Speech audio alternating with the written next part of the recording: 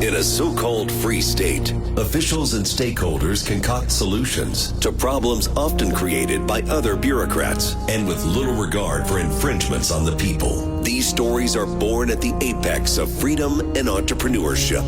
We foolishly advocate for the taxpayer. Brian's Beat presents Freedom Fools. Hour 2 of Freedom Fools on WBSM. All asylum decisions have been stopped, delayed after the National Guard shooting on Wednesday.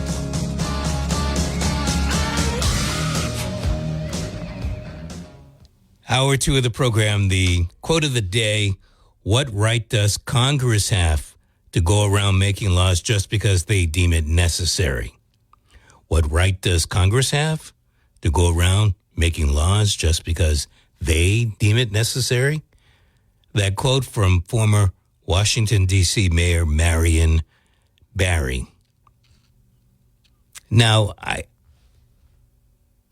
I'm trying to ascertain if this decision to halt the asylum decisions come directly from President Trump or from his administration. Whereas when I say the administration, it doesn't necessarily have to mean the president. It might have been something Kristi Noem came up with or Marco Rubio. At any rate, because of the shooting that 2 National Guards people were shot on Wednesday, one of them eventually died, Beckstrom, the female, 20 years old. This was in Washington, D.C. They have the alleged shooter in custody. The last that I read, there is no real reason given for the ambush-style attack.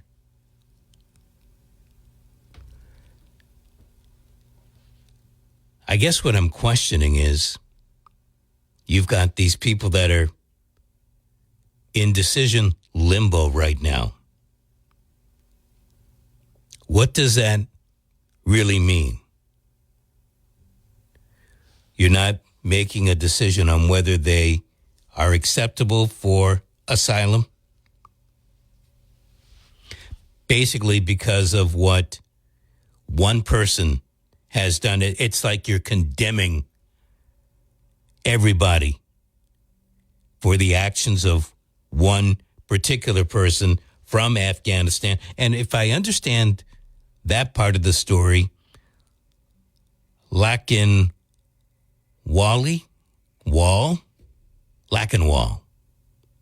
is the last name of the alleged shooter, who was up on first-degree murder charges, possession of a firearm during a crime, 2 counts of assault with intent to kill. Those are the charges against one person.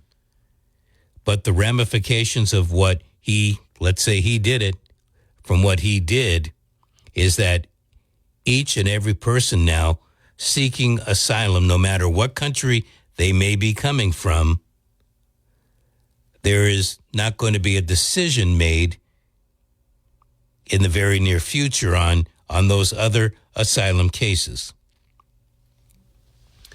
So this begs the question: if you stop the decisions on asylum,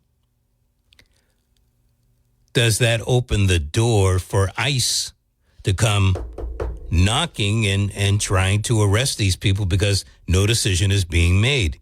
Arrest and deport because maybe they came in here illegally.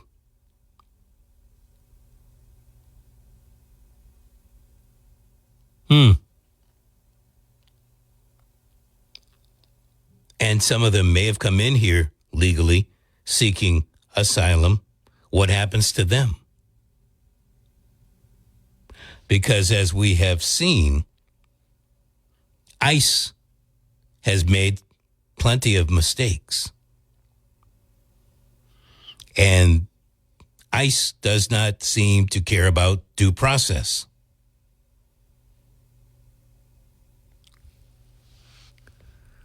So first and foremost, this Sarah Beckstrom,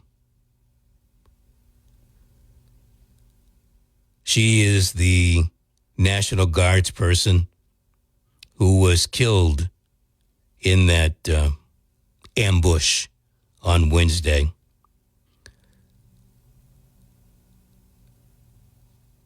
I feel sorry for her family, getting ready to go into Thanksgiving and to have this news come down. She was serving her country, probably in a place where she did not want to be, but followed orders and was stationed in Washington, D.C.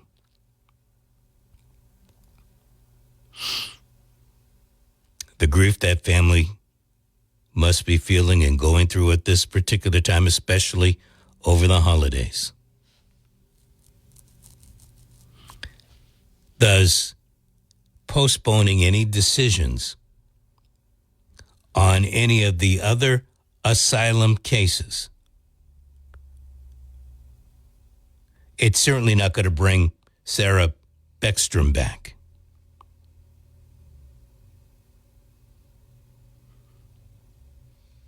I don't know that you or me are any safer by canceling out, or I shouldn't say canceling, I should say delaying any of these decisions.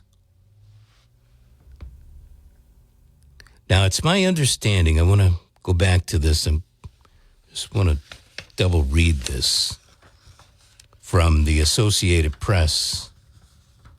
So I guess we can assume that it's pretty close. And that is this guy, Lachenwall.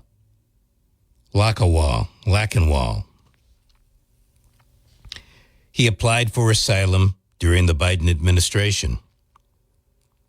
His asylum was approved under the Trump administration. He was an Afghani evacuee. And apparently, he worked for the CIA, or he worked for the government. What does it say here? He was a security guard for the unit in 2012, later promoted to become a team leader and a GPS specialist.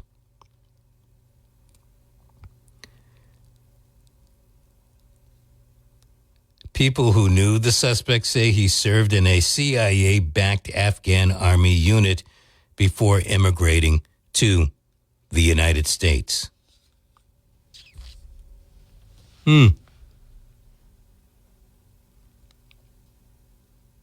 Karma? What do you think of this? I mean, we've got a guy. If we could find out more information, and I don't know if and when we will, did he work in an Afghan army unit that was financed and trained by the Central Intelligence Agency? What is that telling us? And then the guy, if he did do that, let's think about this. If he did work in an Afghan army unit that was backed by the Central Intelligence Agency, he probably had to kick booty and get out of there when Afghanistan came down. And the Biden administration was probably obliged to let this one get out of Afghanistan, let him come to the United States. And he went through the asylum proceedings. What made him flip?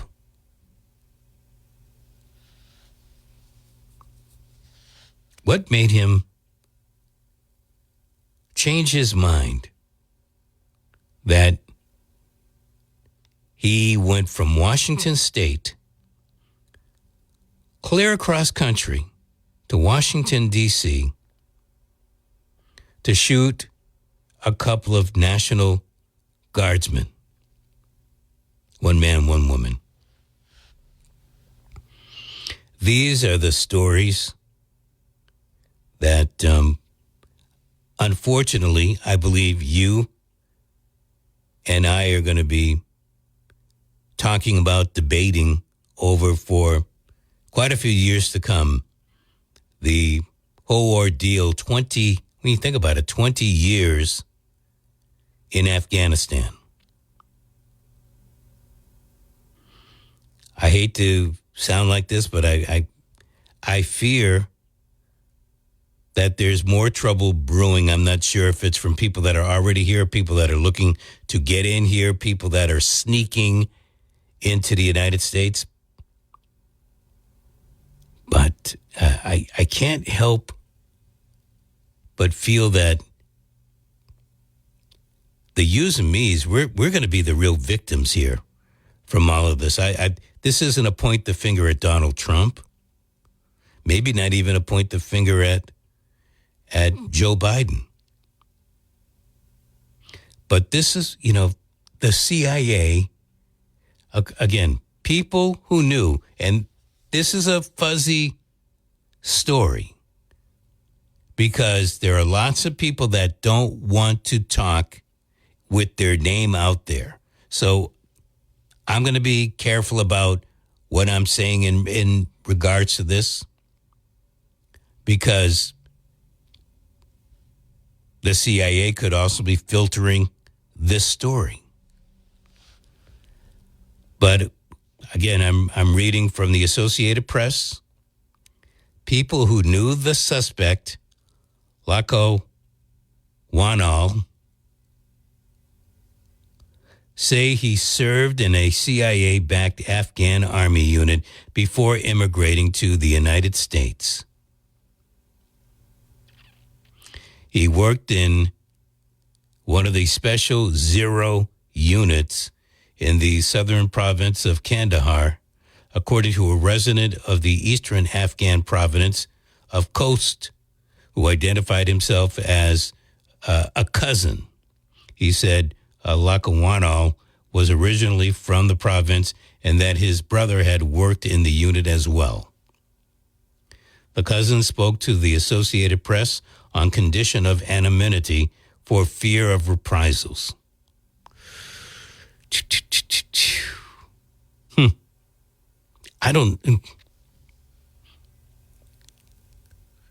Here is my skepticism.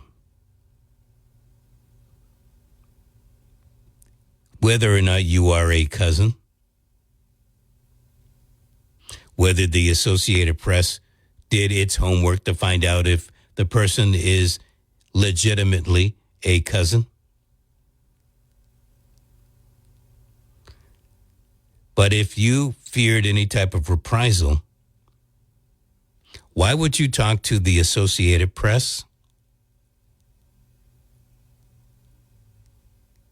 How do you know that the Associated Press isn't linked in with the CIA? There are so many missing pieces to this story. And, maybe it's still fresh. We had the holidays.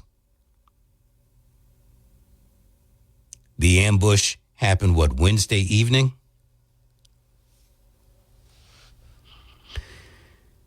And as Janine Pirro, formerly of Fox and the U.S. Attorney for the District of Columbia, is now saying, it's too early to say what the suspect's motives were. He wanted to kill somebody. But he got into the United States. What made him tick? Could it be one of those situations where the CIA, United States, we were backing the Afghan army, and then all of a sudden we decided not to anymore? Doesn't that sound familiar? Wasn't that more or less a lead-in to the events of 9/11? The Mujahideen, we were backing the Mujahideen against the Soviet Union. And for whatever reason, we stopped backing them. And the lack of funding, etc., eventually led Osama bin Laden to seek funding from elsewhere. And where did he attack? This is some scary. Look, I'm bringing this to your attention because I don't want these attacks at home. I find it very sad. I can almost understand. I find it sad that because one person drove cross country to shoot two people in Washington, D.C., and I am assuming two people he had no idea who they are or were. A person who came from Afghanistan, and now everybody that's seeking asylum, doesn't matter what country they came from, their processing is now stopped. It's halted because of one person. And like I say, I can kind of understand it because this country is so fragile right now that people are saying, well, yeah, let's vet everybody all over again. So I'm not going to, this isn't going to be one of those things I'm going to fight. But it doesn't seem United States of America to me. Let's hear from you. 508-996-0500. What say you?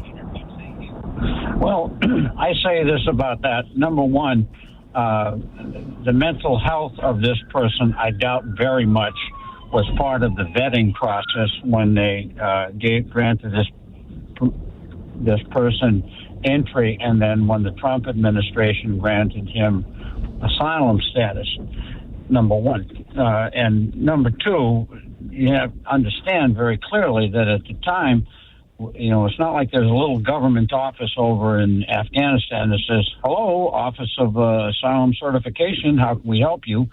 Getting solid, verifiable facts about somebody who came from a foreign country in terms of who they're associated with, et cetera, is difficult at best. Now, one theory that I heard promoted on another, let's just say, site, was that this person may be being extorted by dark forces back in Afghanistan, in the Taliban, that he was required to do this, or there would have been violence against family members or someone that he's associated with. There's a lot of theories. Oh, but, yeah. But the one thing I want to say is, and I'm being very critical when I say this, I'm not being quibbling about it. If you're going to tell me that you're going to deploy military forces to a situation that is assumed to be hostile, anybody who's studied ground tactical response of military is the first thing you do is you secure your perimeter. And in other words, you put troops in harm's way and did not secure the perimeter, and then, this armed hostile person was able to saunter freely into an area where your personnel were without any sentries, without any security check whatsoever. And I guess what I'm saying is there are two issues here. One is the vetting process. I doubt very much took into account this person's mental health status. This person might have had some sort of mental health issue. This person might have been subject to some sort of extortion from people back in with the country he came from. But at the same time, the U.S. military fails, because the U.S. military is not the police.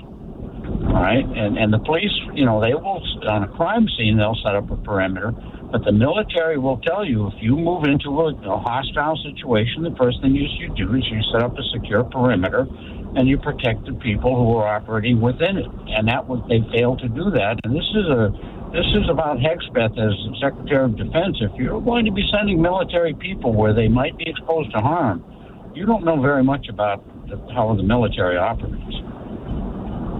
I got you on that. And, just reading, again, you got to, I have to be honest, I don't know exactly what to take at face value and whatnot. The guy was, allegedly, he worked with the CIA, over in Afghanistan. So I can see that's a good reason to make sure that guy gets out of Afghanistan. Anything else that you've added to the story, I think just magnifies what else could be happening. Maybe people got at his family. Maybe he's unstable by the fact that he had to leave his home country to come to the United States. Who knows? Well, I think, though, that the banning of all people trying to enter the United States for asylum purposes from a given country because someone who came from that country committed a heinous act. Number one, the vetting process, which was handled by the Trump administration. You want to blame Biden for everything. They're the guys who said, this guy's okay, he can stay. He was not here illegally. And he was, thousands of miles away from the places where the president has said the situation's so out of control, I have to send the military.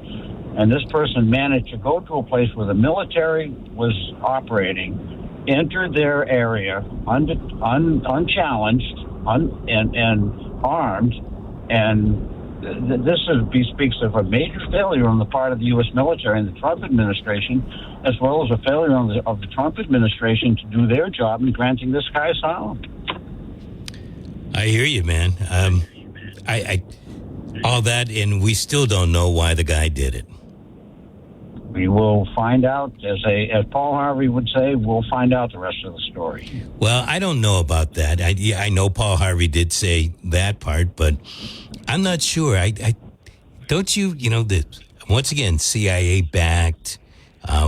We don't know enough why the guy would drive 3,000 miles. As you said, was he a head case? And it's easy to be a head case coming from 20 years over in the other country where you thought you were doing right and you were working with the United States only to watch your country collapse and you have to escape. I mean, the guy could really just be torn cookies. Yep, guess I lost you, but thank you. I do appreciate your call. So now, I guess there's a revetting going on, and I think, isn't there a process already? Those that came in under the Biden administration are now being, any paperwork going forward has been stopped. If I recall correctly, no particular reason except that they came in under the Biden administration. There was about 200,000 of them. My question is, what happens to the people that are seeking asylum? The government is now, the federal government, the Trump administration is now holding up stuff. Does that give ICE the green light to go and apprehend and maybe deport?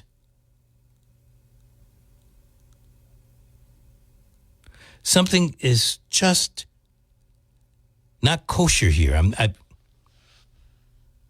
These stories almost run together because it was last week that the Biden administration made the change when it comes to people that came in under the temporary program under President Biden. And I think I made the claim. You don't take the green cards away from the people that you've given them to, but you do make them go through the process again to find out if everything really is on the up and up. And if it's not, then we can take the green card away. But you've given them a green card. Have they done anything to not deserve to keep the green card? If they haven't, and then you, in the process of re-examining all the paperwork, if you decide that there's something that's not right, not correct, well, then you can move forward to take that green card away. Instead of just taking it away from all 200,000 and saying you got to start all over again. That doesn't make sense. And that's enough to really piss somebody off that we have to worry about more trouble because people followed the rules and then the rules makers changed the rules. Again, it's one thing. I'm not denying that there are needles in the haystack. But you don't burn the whole haystack and then tell them, all right, fix yourself back up and try again. You can monitor everybody. You can interview everybody. And the people that don't want to be interviewed, well, guess what? They move to the top of the list of folks that could be deported because, hey, you contacted them. You have an idea where they live. They did not respond. Okay? That's a red flag. That's at least a yellow flag. 508-996-0500. Specialist Sarah Beckstrom, 20 years old. Staff Sergeant Andrew Wolf, 24. Hospitalized in critical condition. Beckstrom later died. And President Trump announced Thursday evening that Beckstrom died. Why he had to break the news, I'm not quite sure. But this person, Lackenwall, entered the United States in 2021 through Operation Allies Welcome. That was set up by the Biden administration that evacuated, resettled tens of thousands of Afghans after we withdrew from Afghanistan. And we know what an abortion that whole withdrawal thing was.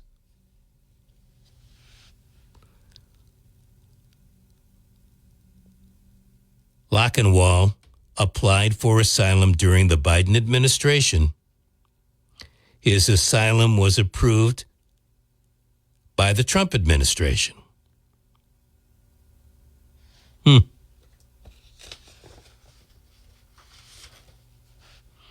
He had been living in Bellingham, Washington, which is way north of Seattle. He has a wife and 5 kids.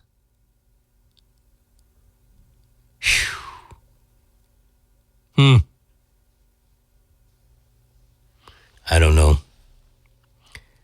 Weird story right before Thanksgiving. Guy who, well, wife and 5 kids. And I guess you could, I don't know if the whole family came with him in 2021. If he grew the family when he got here, I don't know. He's 29 years old, worked in one of the special zero units in Kandahar.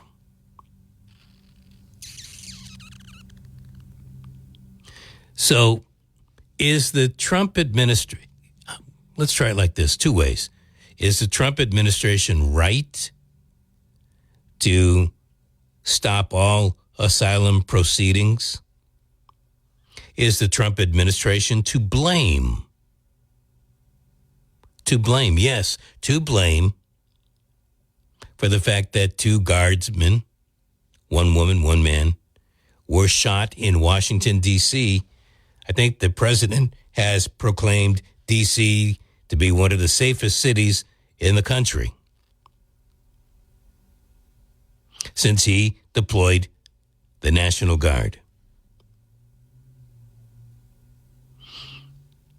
You knew something like this was going to happen. Someone was going to challenge the system or got so ticked off at the system that they were willing and I guess able to shoot at members of the National Guard. And I believe I was reading over the weekend, I think it was Thursday, that the president, in response to the shooting, called up more National Guard for Washington, D.C. I don't know if that has been proved. I read it in the paper, and I think I also heard it on a TV newscast. I'm not even sure how good the National Guard in Washington is working. I know that they've noticed a number of shootings have curtailed. I'm not sure that it has anything to do with the National Guard. But the president, he can say, look, the shootings are down, murders are down, wounded people from gunshots are down. I don't know that the robbing of grocery stores or any of that other stuff has curtailed in the city. But this is one odd case because we're talking about a person, again, everything is alleged, but he allegedly served in a CIA-backed unit, this guy, Lachenwall. The government isn't saying that. A person who spoke on condition of anonymity made that statement, worked in a CIA-backed Afghan army unit before he immigrated to the U.S.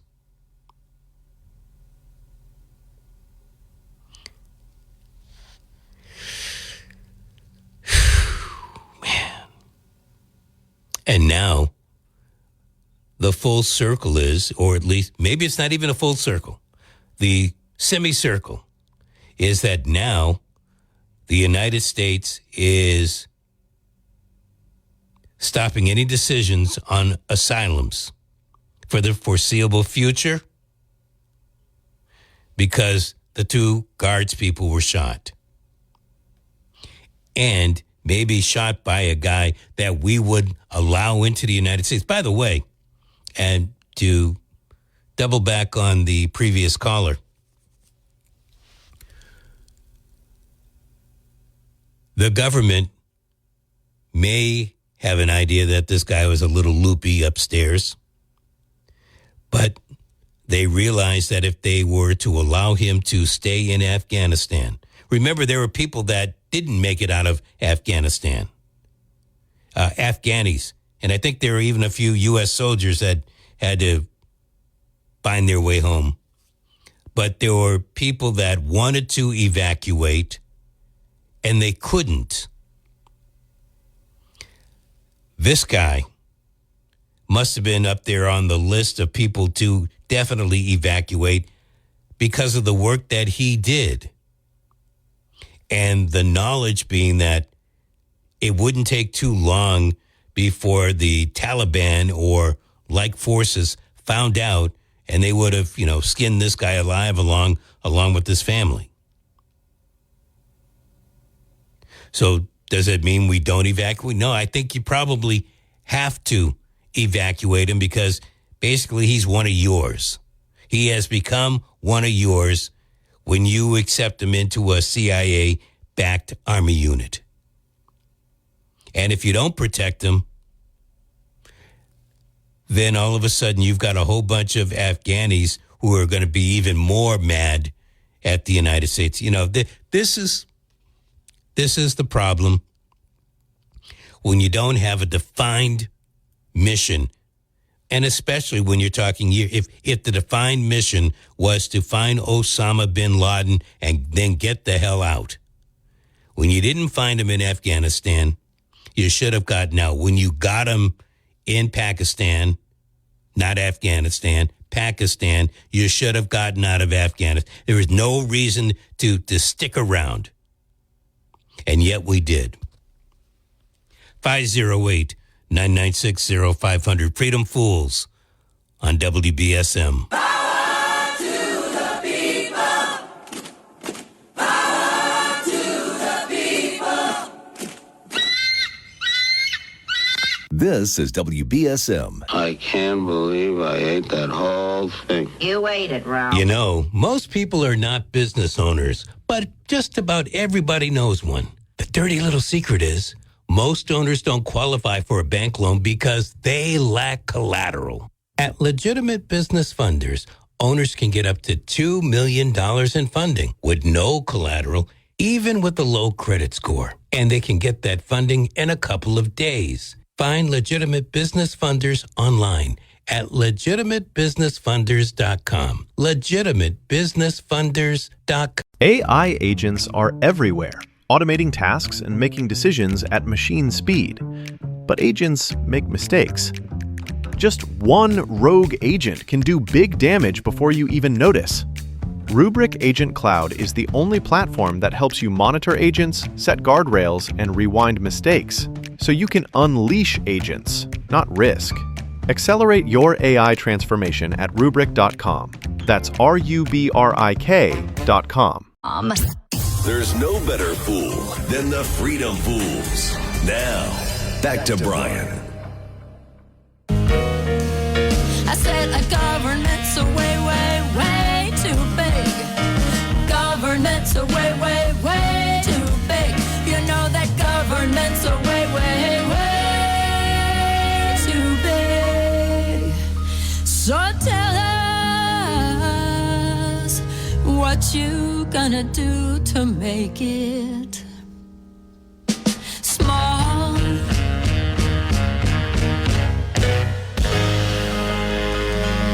Your move. Not that it's bad that rich people are getting richer, it's bad that everyone else is getting poorer. And it's especially bad the young people can't afford homes. Welcome back to Freedom Fools. And it's true, lots of people can't afford a home. They can't afford the down payment. You know, if you look right around here,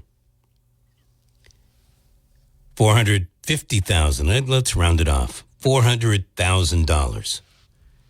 A 10% down payment on $400,000 is $40,000. You would have to have $40,000 saved up. 5%, you'd have to have $20,000 saved up. Who do you know that's got $20,000 saved up? You might have $20,000 in a 401k or an IRA.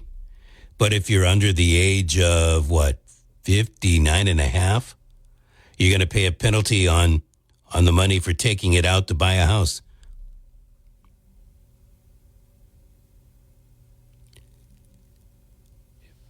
And people usually put that money away as their nest egg. So chances are they're not thinking about going into their 401k unless it's another type of investment opportunity. And a home really isn't an investment. Oh, I know it's the biggest investment you'll ever make. That's one of the biggest lines of crap that's been slung on the yous and me's for decades. Because until you have paid off that house, or somebody is paying you to live in that house, it's not an investment. You owe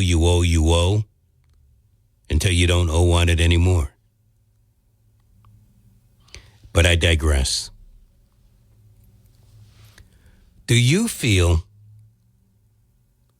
that Massachusetts, our state right here, is headed in the right direction or are we going down the wrong track? That was one of the survey questions asked a couple of weeks ago. Is Massachusetts headed in the right direction? So in other words, as far as the state's economy is concerned and you living in the state, is Massachusetts headed in the correct direction or maybe not? Either it is, it isn't, or you really don't know. In my mind, Massachusetts is mirroring the country. We're not headed in the correct direction. And not that I'm a big advocate of universal basic income, but I think we're going to have to do a lot. We, collective we, not necessarily government we, in order to change things around. Everybody has their own personal economy. And I say it like that. We've had plenty of debates, especially leading into who the next president of the United States should be. And people were talking about, well, I'm spending more for gas or less for gas, more for gas under the Biden administration than under Trump. Groceries are up. That's our personal economy. When we talk about we're paying more, we're paying less, that's us in general.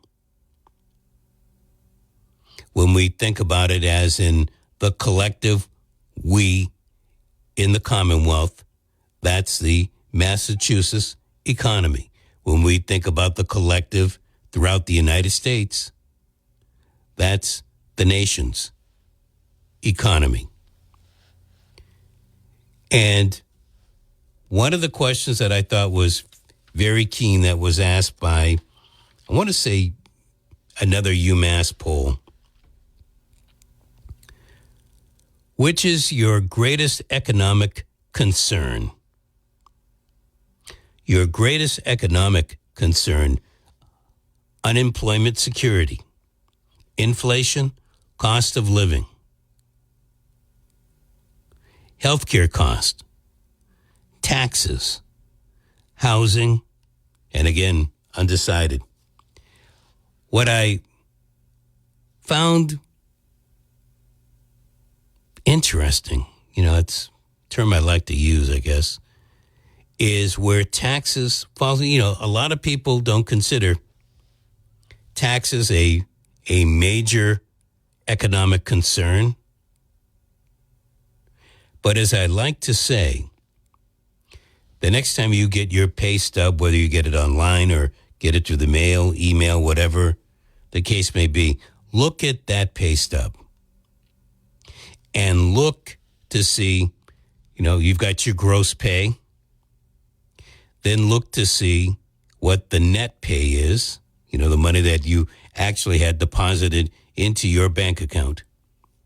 And the difference between the gross and the net is what I want you to break down. How much of that money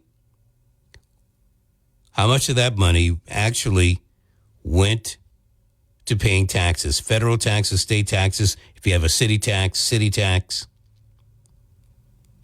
And I think you're going to find if you add up all of that money, all of the tax burdens, you're somewhere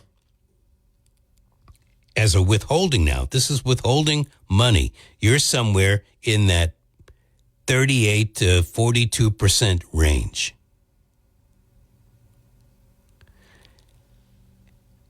That's a big chunk of money. Imagine the amount of pay that you get, but you live in Texas or Florida, New Hampshire, right around the corner. And they're not taking out any money for state income tax. If you were just to look at your pay stub again, to see how much money was withdrawn courtesy of the state government for state taxes. My guess is there's a lot of money, or better still, if it's If it's $150, I want you to imagine what life would be like for you with that additional $150. No state income tax. We're like New Hampshire, no state income tax. We're like Florida, no state income tax. We're like South Dakota, no state income tax. I'm not sure if Washington State is still that way with no state income tax, but imagine for yourself the additional money that is deducted every pay period for state income tax, and you were able to have that money. Would you be grappling about your utility bills? Would you be worrying so much about the groceries? It's amazing how people were picking out some of the other things, and employment security, that is important. Cost of living, again, I'm not saying it's not important. Healthcare, obviously, going through the roof. Housing price, woo! Okay, we know all of that. But if you took all of the money that came in for the month of November, your income, and you look at your expenses, all of your expenses, and you're thinking to yourself, I just can't keep up. Or it's very difficult. I only ended up saving a net of $10.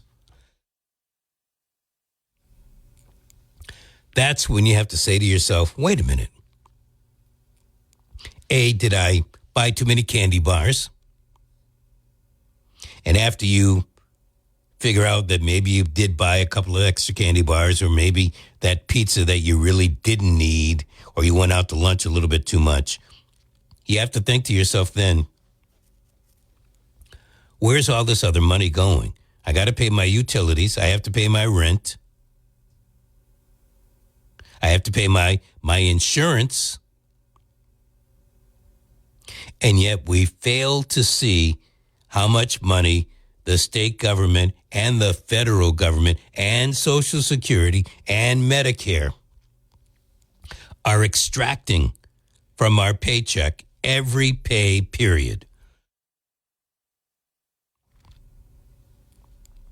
And that is a major problem. And yet, when it comes to the greatest economic concerns, unemployment, inflation, healthcare, housing, they all score higher as a concern over taxes. And yet, taxes each and every month is consuming a lot more than, well, maybe not your mortgage or your rent, but it's consuming a big chunk of money.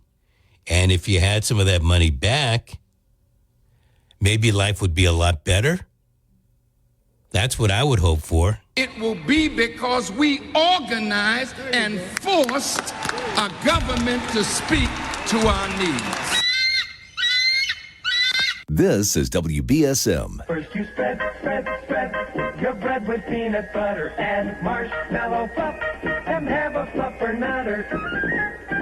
People ask all the time, who the heck is Low Cost Airlines? Well, we're not just one airline. When you're talking to us, you're talking to everyone. We are the discount supermarket for all airline tickets. Plus, we have all the airlines and always have the best prices. American, Delta, United, plus all the specialized international airlines and a lot more. And we make it easy. We guarantee you'll talk to a live human in 60 seconds. You can have the rate you need and have your trip booked in 5 minutes. Now, how cool is that? And remember, when you're talking to us, it's like talking to every single airline available with one fast phone call. All you need to do is call and find the best prices to fly wherever it is you want to go. So are you ready?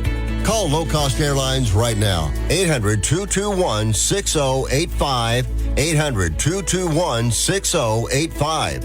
800-221-6085. That's 800-221-6085. What do you think makes the perfect snack?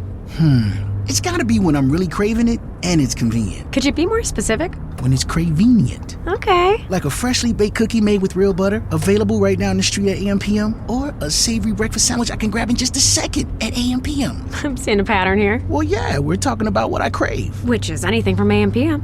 What more could you want? Stop by AM/PM where the snacks and drinks are perfectly craveable and convenient. That's Cravenience. AM/PM, too much good stuff. Freedom Pools on WBSM. Here's more with Brian Thomas. If people don't own things, they don't feel ownership of the country they're in. And the country gets super volatile because people feel like they've got nothing to lose. It's really hard to have a family without a house.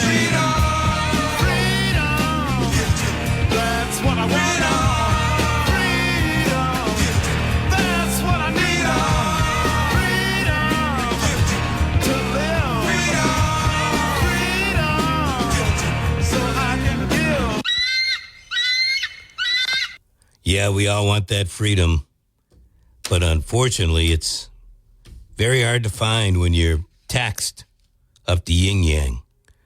41 in Berkeley. What do you think makes the perfect snack? It's gotta be when I'm really craving it and it's convenient. Could you be more specific? When it's cravenient. Okay. Like a freshly baked cookie made with real butter, available right now in the street at AM/PM, or a savory breakfast sandwich I can grab in just a second at AM/PM. I'm seeing a pattern here. Well, yeah, we're talking about what I crave. Which is anything from AM/PM.